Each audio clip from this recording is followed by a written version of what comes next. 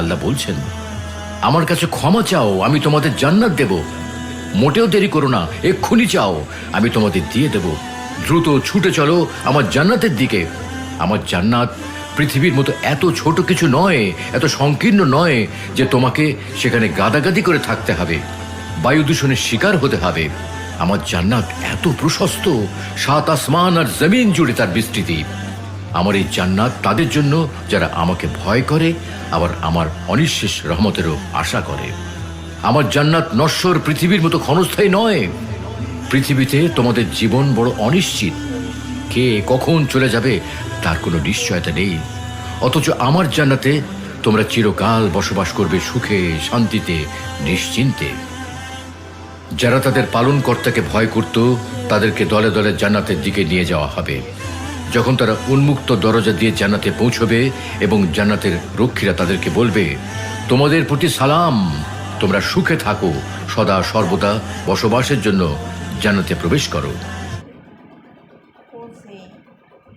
তখন একটা কলসি ও রশি ও পরে তার চোখে।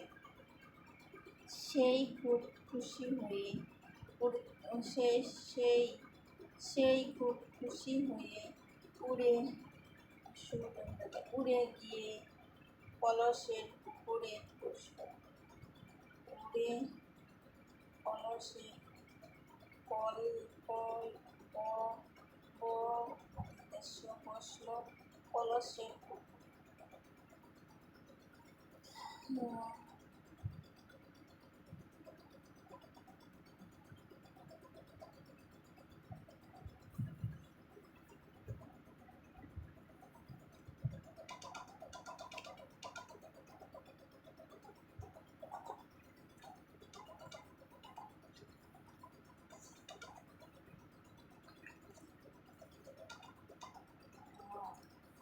আমরা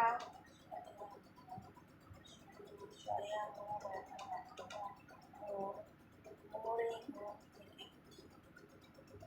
খাওয়ার আগে হাত